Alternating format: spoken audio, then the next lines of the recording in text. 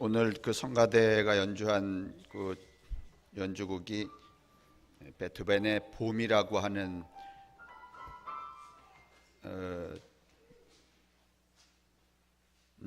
바이올린 연주곡이었잖아요. 여러분 생각에 왜 예배 시간에 가끔씩 이렇게 연주곡을 할까? 여러분 이 연주 들으시면서 야 저게 봄이로구나 이렇게 느끼셔요? 그냥 징징징 대는 뭐 애들 울음소리로 들려요?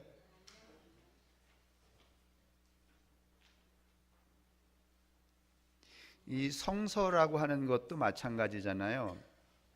우리가 어떤 사건이나 어떤 단어나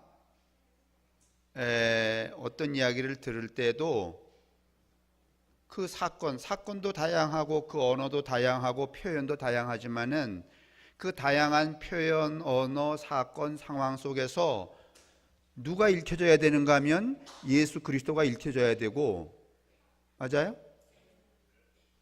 그 예수 그리스도가 읽혀진 다음에 십자가가 느껴져야 되죠.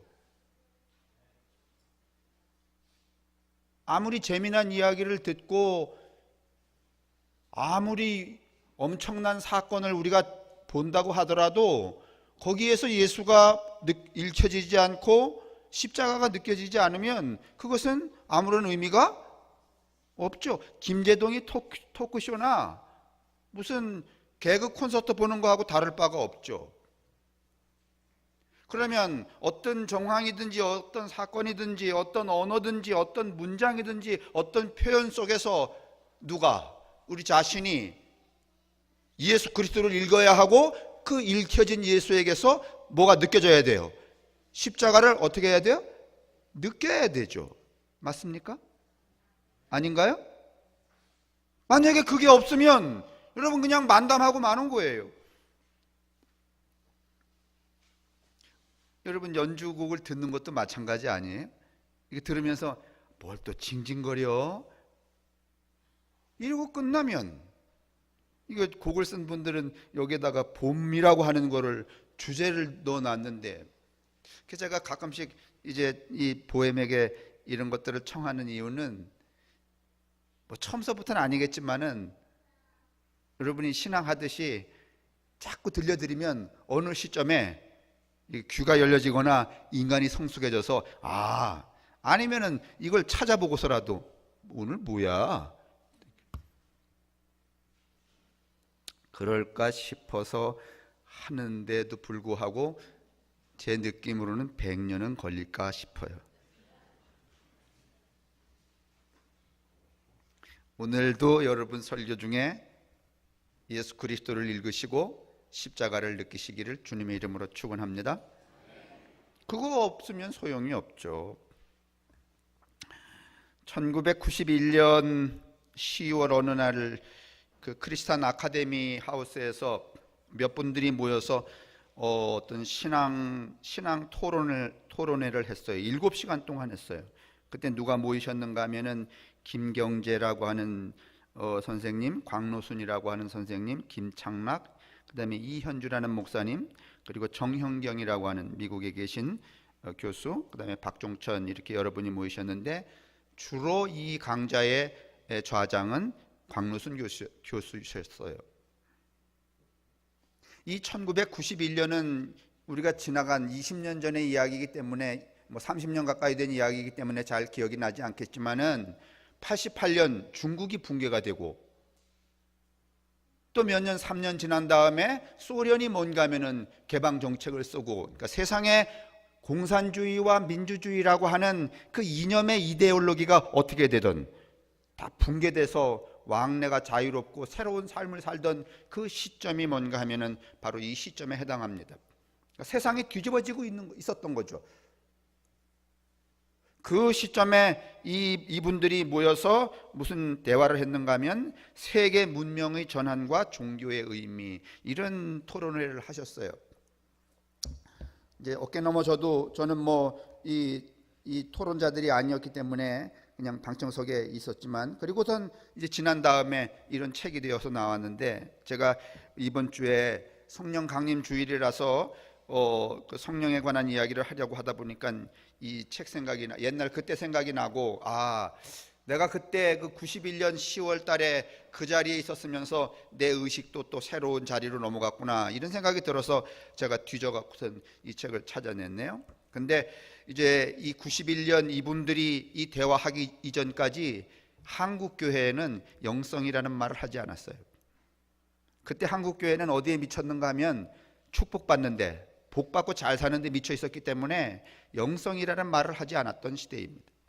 뭐 삼박자 구원, 그 다음에 그래서 주로 무슨 542 한월산 이런 데만 쫓아다니던 그런 시절이 한국 교회의 그때 현 주소였죠. 근데 이제 이분들의 이 대화가 끝난 다음에 이제 맨 뒤에 이 영성이라는 말이 이제 나오기 시작하면서 교회에 그때부터는 성령이라는 말 대신에 요즘 뭐가 더 많아요? 가만히 보면 성령을 더 많이 말해요, 아니면 영성을 더 많이 말해요? 그러죠. 마치 성령의 아들처럼 말이지 영성을 주로 많이 하는 그런 이제 시점이 되었죠. 그게 뭔가 하면 91년 10월을 기점으로 해서 변화되었다, 이렇게 말할 수 있습니다. 좀 전에도 제가 말씀을 드렸지만은 90년, 이제 지금도 여전히 그런 잔재가 남아 있긴 하지만은 오늘 많은 교인들이나 교회가 성령 그러면 그 성령이 어떤 이해로 우리에게 이해되고 작동되는가 하면 내 개인에게, 나에게, 저 사람 말고 나에게 어떤 양태로 그 성령이 뭔가 하면은 움직이는가 하면 나를 손해보게 하는데, 아니면 이롭게 하는데. 예를 들면 만약에 오늘 이 예배하는 중에 성령이 김동예 권사한테 임하셨는데 하셨다면, 그 임하신 성령은 김동예 권사를 물질적으로, 그 다음에 정신적으로, 감정적으로 이롭게 해야 돼, 아니면 손해를 끼쳐야 돼? 성령이 임하면 우리를 좋게 해줘야 돼, 아니면 나쁘게도 해줘야 돼? 만약에 나쁘게 해주면 서명자 권사님, 그건 성령이 임한 거야, 아니면 성령이 아니야? 성령이 서명자 권사한테 임했는데 성령이 말씀하시기를 눈을 하나 빼라, 이럴 경우는 없지만은, 그러면 그건 성령이 아니면 악령이야? 또 그러면 그걸 좀 약화해서 오늘 심명섭 장로님에게 성령이 임하셨는데, 심 장로님 한 500만 원을 허 목사님에게 주세요. 그러면 물론 그럴 수 있죠. 그런데 그 이야기를 듣는 순간에 심 장로님은 이게 성령의 이야기인가 귀신의 이야기인가 이렇게 의심해야 돼, 안 해야 돼요? 왜 우리가 그래야 되는가 하면, 우리는 그 성령의 이해를 지극히 개인적이고 지극히 물성의 이익적인 이해로만 하고 있기 때문에 그래요. 맞아요?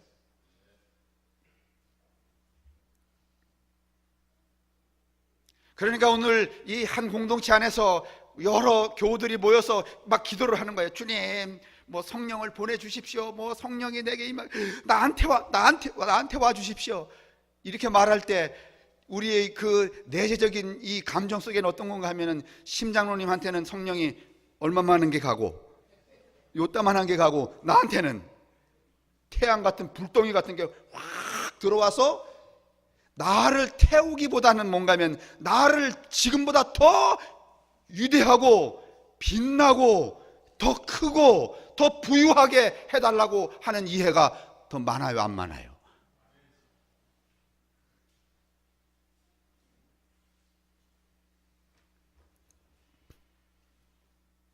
오늘 이런 성령의 이기주의적이고 개인적인, 그리고 물성적인 그 성령의 이해 때문에 오늘 한국교회가 다 병들어 있잖아요. 교회가 병들었다는 얘기는 대표로 누가 병들었다는 거고, 제가 병들었잖아. 참 우리 주변에 건강한 교회들도 있겠지만은 건강한 교회를 찾아보기가 참 어렵죠. 이제 이게 유튜브로 이제 보시면은 또 그러실지 모르겠네. 내일 또 혹시 오실지 모르겠네, 은퇴하셔서. 우리 저 춘천 안에 큰 교회에 목사님 계셨는데 은퇴하시면서 뭐 다른 얘기 안 할래요? 당신이 이제 이렇게 그 교회에서 은퇴 예우로 받아야 될 걸 다 받으셨어요. 뭐 큰 집에 큰 차에. 그리고 요구하는 게 너무 많아 갖고 교우들이 막 예배만 끝나면 말이죠, 목사님한테 막 삿대질하면서 우리는 일평생 헌금하고 지내는데 너는 여기 와서 10년 고작 있으면서 이렇게 많이 훑어가느냐. 뭐 그래서 난리를 매 주간마다 하고. 그런데 이제 그 목사님이 결국은 은퇴를 하셨어요. 은퇴하시면서 이제 이 목사님이 내가 원로 목사로 있을 테니까 한 달에 100, 200, 300, 400, 500, 600, 700, 800, 900 한 달에 하여간 기백만 원씩 달라 이렇게 하셨대요. 제가 그 얘기 들으면서 저 양반은 천국은 안 가실 모양이다. 왜냐하면 한 달에 뭐 그렇게 많이 받아갖고 천국 갈 마음이 있겠어요? 없죠. 교우들이 말이죠, 속이 상해갖고 막. 근데 이제 그 목사님의 지론이 뭔가 하면은 그렇게 뭐 집에 자동차에 뭐 그다음에 매달 이거 다 누가 말씀하셨다는 거야? 예? 성령님이 말씀하셨다는 거야.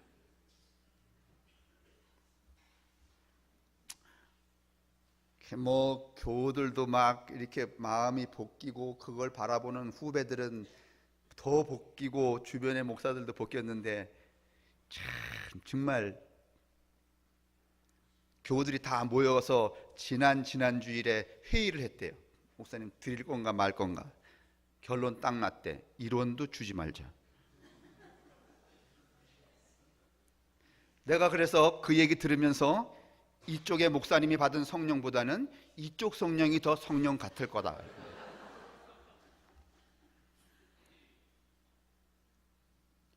여러분, 우리가 생각하는 성령이라는 게 이렇게 말이죠, 값을 이 사람, 두 사람, 세 사람 있을 때 어떤 한 사람에게는 이익이 되고 어떤 한 사람에게는 손해가 되는, 이게 여러분 성령의 역사라면 그게 어떻게 하나님의 영이라고 말할 수 있겠어요?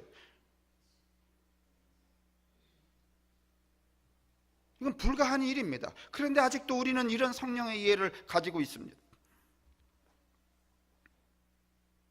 이제 앞에 제가 이 사도행전 1장 8절 성령 이야기하면 우선 여기서부터 출발을 해야 되니까 이제 사도행전 1장 8절 2장 이 본문을 제가 써놨는데, 성령이 임하면 임하는 이유는 무엇인가 하면은 여기 나와 있잖아요. 무슨 예루살렘과 사마리아와 땅 끝까지 이르러. 근데 여러분, 이게 땅 끝이라는데 우리가 굉장히 오해가 많은데, 그래서 어떻게든지 땅 밟기를 하러 저 멀리까지 가고, 이게 다 바보들입니다. 이 성서 문장은 그렇지 않습니다. 그냥 여러분과 제가 살고 있는 여기가 뭐야? 예? 우리가 살고 있는 여기가 땅 끝입니다. 그래서 다시 말하면 네 사는 동안에 너의 삶을 통하여 누구를 증거하라는 거야? 예수를 증거하라는 거지. 그걸 뭘 또 돈 걷어서 저기 어디 아프리카까지 가서 밟고 오고 그런 복음 선교가 되는 거야?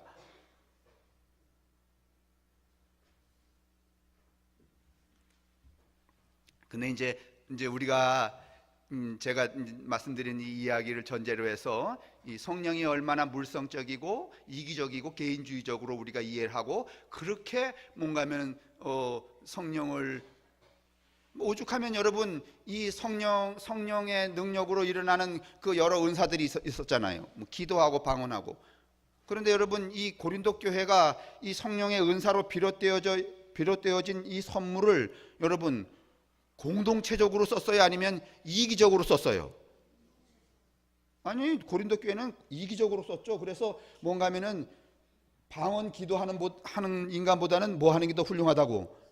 예언하는 게 훌륭하다고. 그래서 뭔가 하면 이게 공동체적으로 작동하는 게 아니라 누구보다 누가 낫고 모자라고, 그걸 개인적으로 쓰기 때문에 뭔가 하면 고린도 교회 안에 이 방언의, 다시 말하면 이 성령의 은사가 갈등을 빚었어요, 안 빚었어요? 빚었어요. 그때 여러분 바울이 무슨 얘기 했는 줄 아세요? 다 소용없다는 거야. 무엇 안에서? 사랑 안에서.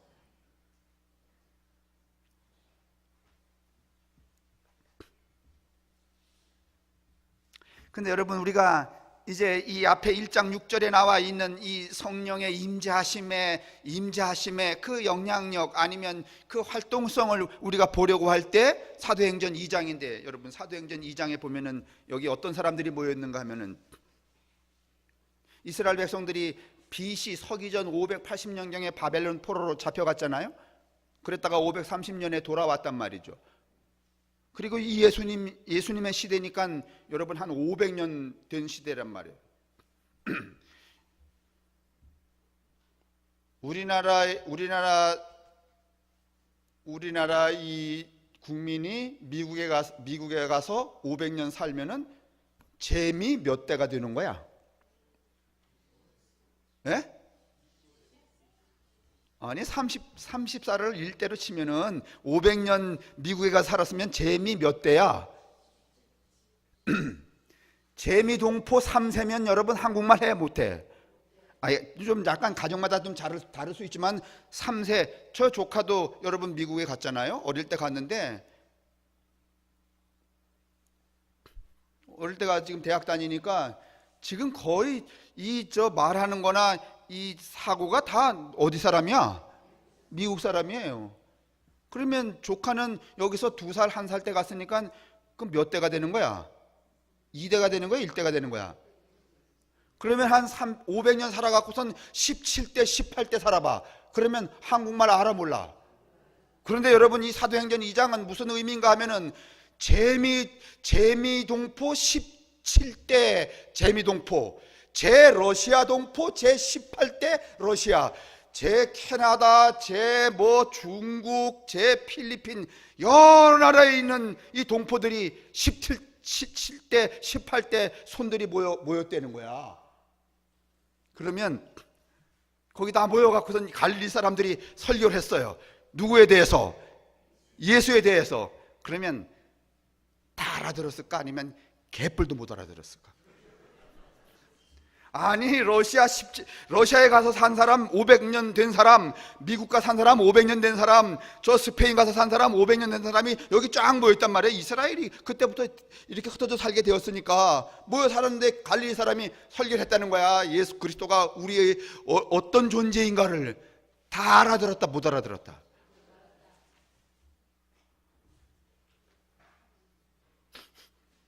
처음에는 다 못 알아들었다는 거예요. 그런데 불의 혀같이, 그 다음에 또 칼처럼 임한 그 성령이 그 공동체 속에, 각 사람 속에 모였지만은, 각 사람 속에 임했지만은, 그 임재는 각 사람에게, 개개인에게 임했지만은, 그러나 그 개개인에 임한 그 성령이 미국 사람이건 러시아 사람이건 스페인 사람이건 아니면 보스톡 사람이건 어디 사람이건 동일하게 한 말로 하는 갈릴리 사람이 그 예수 이야기를 어떻게 되었다는 거예요? 어떻게 되었다고요?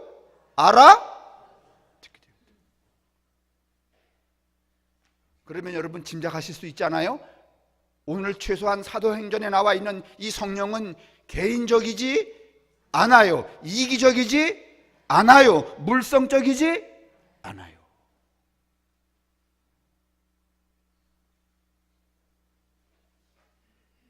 그러면 오늘 이 사도행전 2장에 임재하신 이 성령의 역사하심은 어떤 결과를 가져왔는가 하면, 다른 사람들, 캐나다 사람, 미국 사람 17대 500년 살면은 그거 한국 사람이야, 미국 사람이야? 미국 사람이죠. 500년 살았는데 여러분, 500년 만에 돌아왔는데 그게 어떻게 한국 사람입니까? 한국 사람, 러시아 사람, 스페인 사람 다 모였는데 이들이 어떻게 됐다는 거예요? 따로따로 아니면 하나가 되었다는 거예요. 성령은 여러분, 성령의 임재하심은, 성령은 우리 속에 성령이 우리 가운데, 여러분 우리가 성령을 받았거나 성령이 임재했거나 그건 두 번째 문제고, 성령이 우리 속에 있다는 것은 어떤 활동성을 갖는가 하면, 다른 생각, 다른 가치관, 다른 언어, 다른 삶의 양식, 그게 상관없이 그 누구든지 어떻게 되게 한다는 거예요? 하나가 되게 소통하게 한다는 거예요. 그런데 여러분, 이 한국교회의 성령은 여러분 보수와 진보가 소통해요, 안 해요? 보수와 진보가 소통해요? 저 감리교 목사예요. 제가 이 감리교 교단의 그 준혜원 진급고시위원 할 때 다 나이 많으신 분들이 다 고시위원이시고, 나이 젊은 사람은 아유 저도 이제 60인데 젊다 그러니 진짜 젊은 사람은 저 혼자예요. 그래서 무슨 어떤 그 단체가 그 감리교의 그 교단 그 허가를 받으려면 그 고시위원회 그 목회자 수급위원회의 그 과정을 거쳐가야 되는데, 대부분 그걸 가져오는 그 단체들이, 요즘에 단체를 만드는 사람들이 다 누구예요? 다 젊은 사람들이에요. 그러니까 그 고시 수급위원 중에 저한테 와서 목사님 이것 좀 통과되도록 해달라고. 그래서 제가 뭐 그 중요한 서류들을, 문서들을 다 준비해서 그 위원회에 탁 내놓으면 그 목사님이, 그 여러 나이 많으신 목사님들이 이렇게 말해요. 허 목사님, 혹시 걔들 좌파 아니에요?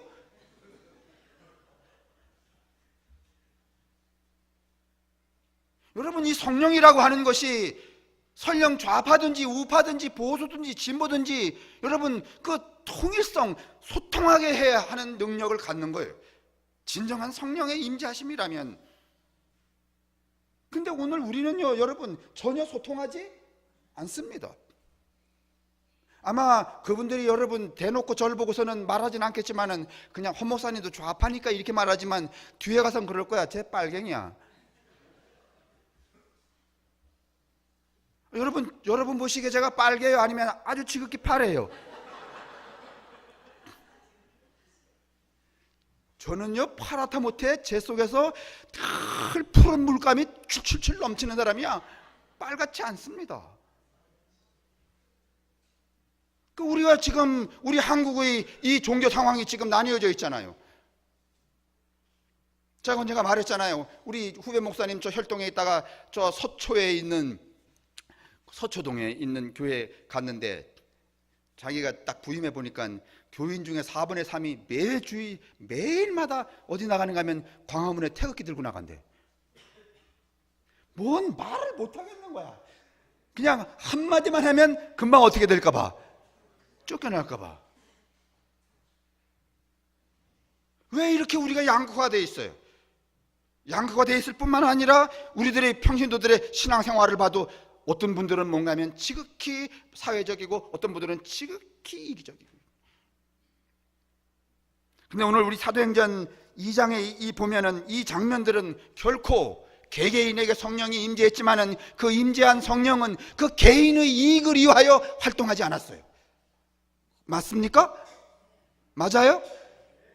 오늘 우리가 하늘에 청하고 우리 마음속에 간절히 사모해야 될 이 성령의 임재는 바로 이런 활동성을 필요로 하기 때문에 여러분 요구되는 것이지, 우리 중에 있는 누구보다도 내게 아주 강력한 성령이 임하셔서 저 인간은 자빠지더라도 나는 자빠지지 않게 해주십시오. 여러분, 이거는 여러분 우리가 해야 될 지극히 하나님의 성령의 요청이 아니야. 이런 건 어디서 하는가 하면 예배당에서 하는 게 아니라 저 무당 뭐 이런 데서 하는 거예요, 여러분. 근데 그 짓을 우리가 하고 있는 거야. 내게 성령이 필요한 것은 도저히 이해할 수 없는, 도저히 소통할 수 없는 저 사람하고 어떻게 하기 위해서, 거룩한 교제를 나누기 위하여서. 내게 성령이 필요한 것은 나는 늘 나의 이익만 위해 살아왔는데 뭔가 누구에게 뭘 주려니까 그게 너무 아파. 다리 잘라내는 것처럼. 그걸 여러분 넘어서기 위해서, 초월하기 위해서 오늘 우리 가운데 뭐가 필요한 거예요? 성령의 임재가 필요한 거예요, 여러분. 오늘 이 사도행전 2장의 이 성령의 임재는 각 개별적으로 임했지만은 그 개별성이 여러분 개별적 이익을 추구하진 않았어요.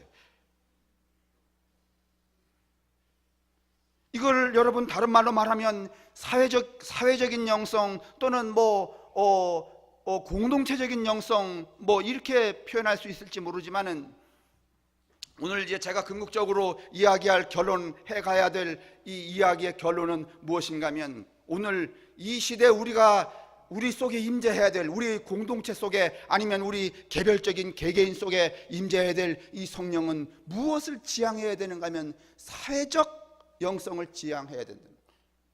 다시 말하면 나의 이익만을 위하여서 내 속에 내 가운데 임재할 그 성령은 여러분 지금까지 이미 했던 걸로만 좋게, 물론 이제 좀 예외적인 경우는 있죠. 이를테면 깊은 영성에 간다든가 무슨 수도를 한다든가 이런 분들에게 임해야 할 성령은 사회적이라기보다는 개인적인 경향이죠. 그 자신을 뭔가 하면 높은 차원으로 이끌어가는 성령이니까. 그러나 우리가 오늘 이 시대에 필요한 성령은, 우리가 함께 논구해야 될 성령은 그런 개인적인 성령보다는 사회적인 성령이어야 한다는 거예요. 다시 말하면 오늘 이 사도행전 2장에 나와 있는 이 상황의 이 성령은 차이와 차별을 물리치는 공동체적인 능력이에요. 여러분, 나는 이게 이 시점에 오늘 우리에게 꼭 필요하다고 봐요.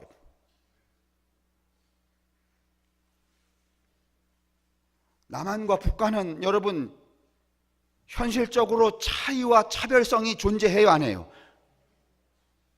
사상적으로, 이념적으로, 경제적으로, 문화적으로. 여러분, 북한하고 남한이 차이와 차별성이 있느냐고 없느냐고? 하나야 아니면 여러 가지야?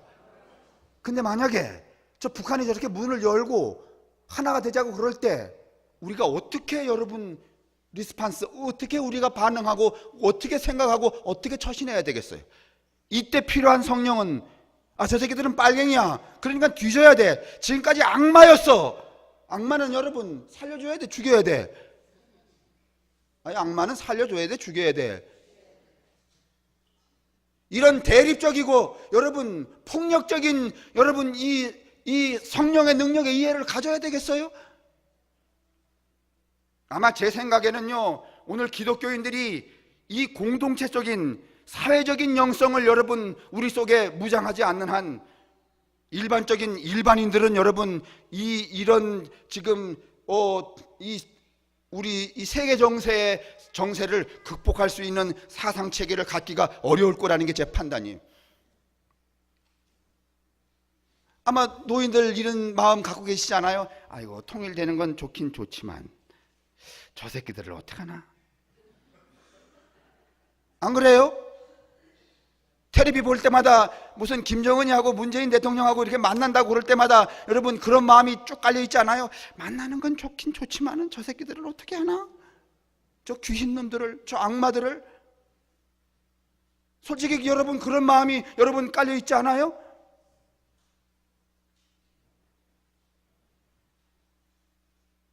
이 다른 차이와 다른 것을 극복할 수 있는 여러분 소위 말하면 정신이 무엇인가 하면 오늘 그게 저는 이 사도행전 2장의 성령의 역사라고 봐요. 차이와 다른 것을 어떻게 하는 거예요? 극복하는 거예요. 뛰어넘는 거예요. 그리고 소통하는 거예요.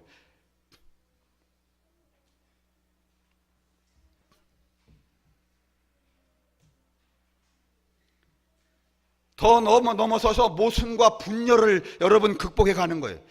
우리는 얼마나 그동안 여러분 이 모순된 사회 가운데 살아왔어요. 얼마나 분열된 사회 속에서 살아왔어요. 이것을 넘어서는 것, 그게 뭔가 하면은 성령의 임재야. 그런 성령을 여러분 받으셨습니까?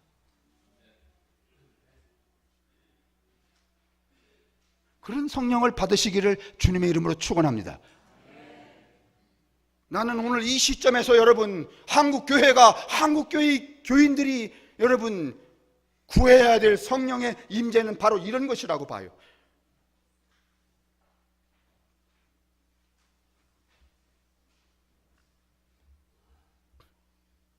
그러니까 성령의 역사하심을 개인화하지 말고 물성화하지 말고 이익화하지 말고 공동체와 사회화, 즉 사회적 영성, 사회적 성령이 되게 해야 된다는 말이죠. 그러려면 우리가 먼저 이 성령의 임재를 구하기 전에 다른 것에 대한, 모순된 것에 대한, 차이에 대한 깊은 성찰이 필요해요. 오늘 여러분 저 세상 돌아가는 게 걱정 안 되세요? 안 되세요? 잘 될 것 같아요? 그냥 잘 되진 않습니다. 일단은 지금 정치하시는 분들 그 사고 체계 보세요. 잘 되게 할 것 같아? 아니면은 어떻게 안 됐으면 좋을 것 같아? 아니, 간단하게 말하면 6월 달에 지방선거 하는데 그 전에 저기 김정은이하고 트럼프하고 대화하는데 어떤 편에서는 잘 되길 바라, 아니면 확 깨지길 바라.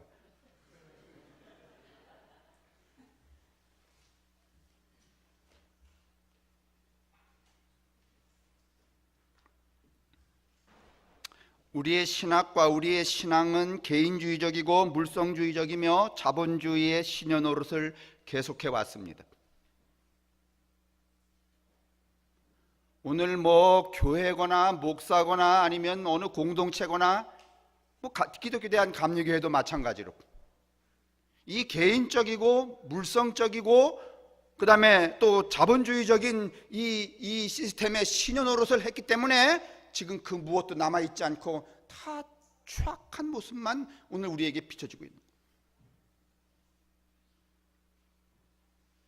오늘 또 이것을 우리가 좀 개인화, 그 개인적인 내면으로서의 이 소위 말하면 공동체적 영성 성령이라고 생각해 볼 때 또 어떤 우리가 그 생각도 하게 될 수 있는가 하면, 내가 진정한 그 그리스도의 성령이 내게 임재하기 전까지 나는 뭐만 생각했는가 하면 아프지 않은 것만 생각하고 잘 되는 것만 생각하고 그 다음에 죽지 않는 것만 생각했을 수 있어요.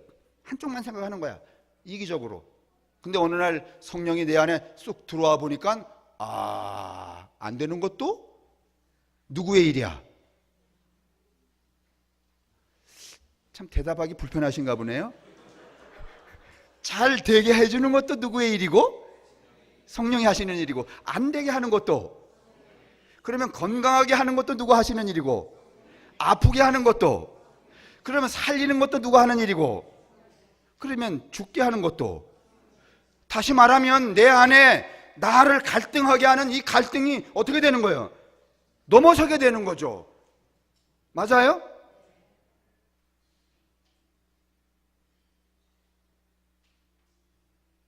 그러니까 오늘 이 성령은 우리 개인과 우리의 사회를, 우리의 관계를 여러분 전체적이게 하고 완성적이게 하고 충만하게 하죠. 그렇죠? 결국은 이 성령의 역사하심은 우리로 하여금 모두 다 누구에게로 향하게 하는가 하면 그리스도에게로 향하게 하고 하나님께로 향하게 하죠. 생명으로 향하게 하죠. 오늘 이 사도행전 2장에 500년 만에 모여있는 각 나라의 이 이스라엘 백성들이 모여서 한 얘기로 이 이야기를 듣고, 이야기를 들을 때 누구 얘기 들었는가 하면 예수 이야기 들은 거 아니에요. 예수의 십자가 이야기 들은 거 아니에요. 하나의 공통적인 결론에 도달했다는 말이죠. 그런데 왜 오늘 우리는 그동안 그렇게 성령을 뭔가 하면은 그냥 사유화해서, 우리 중에 우리 그동안 했잖아요. 얼마나 사유화했어요. 참 이게 안 맞는 말이지만은 이런 거잖아요. 저 짝에서 2시간 기도한 사람보다 이 짝에서 7시간 기도하면 성령은 어느 쪽에 더 쏠려간 것 같아? 예? 7시간 기도한 사람한테 성령이 빨린 것 같잖아. 그 다음에 저기서 조용히 주여 이렇게 기도하는 사람 말고 주님 이렇게 하는 사람하고 어느 쪽에 더 성령이 빨려간 것 같아? 이게 성령을 무슨 고무풍선의 바람같이 생각하고 있어요.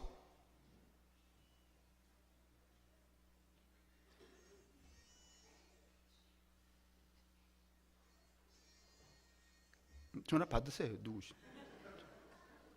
끝났다고 그러세요. 12시 튀었어.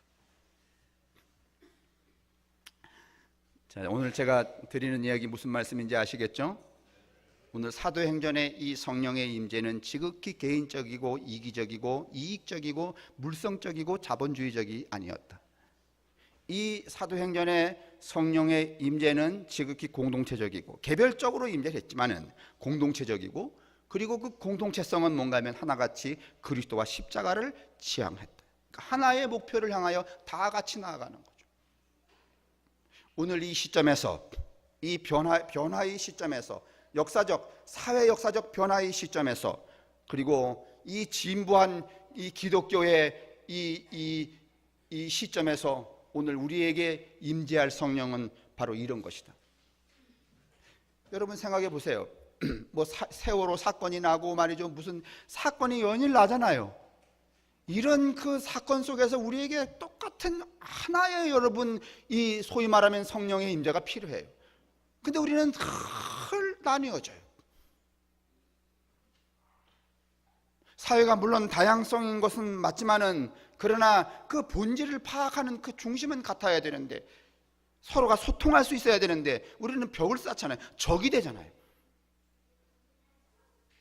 여러분 지난번에 말이죠, 그 뭐 태극기 집회, 촛불 집회 보시지 않았어요? 여러분 같은 동포에 아니면 까 뭉개야 되는 거야. 야, 정말 귀신이, 그런 귀신들이 어디 있겠어요? 여러분 오늘 주보 뒤에 좀 보세요. 몇 페이지인가 하면 6페이지 마무리하겠습니다.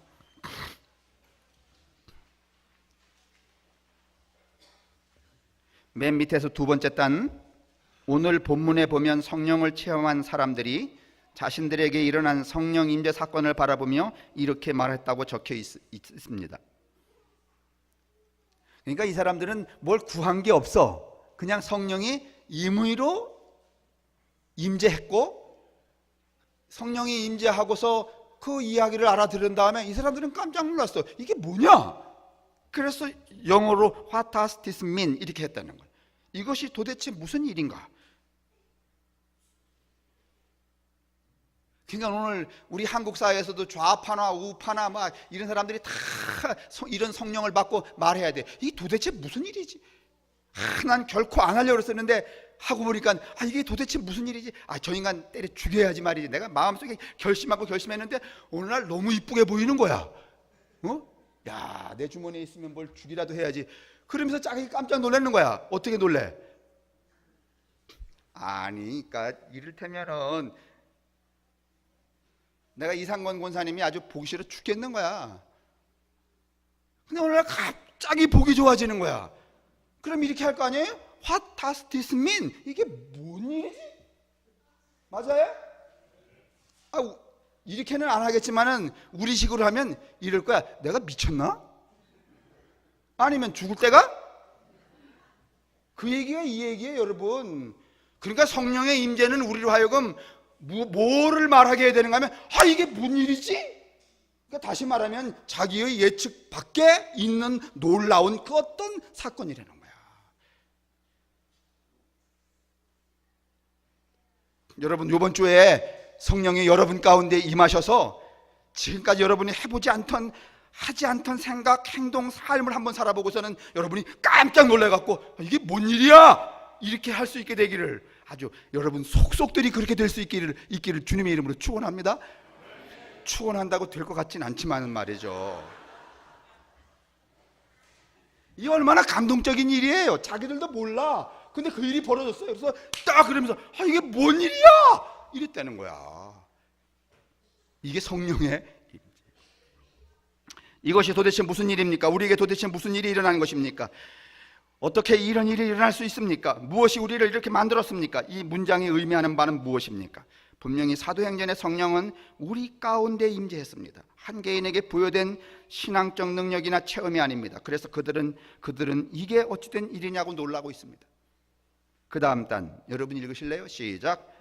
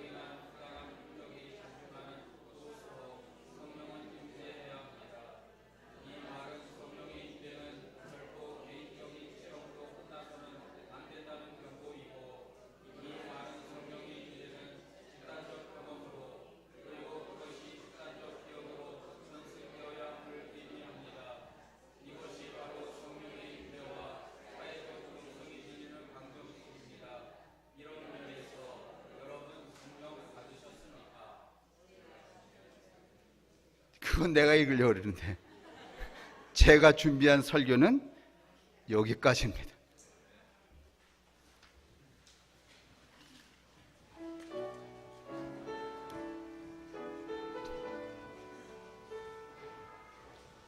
부지불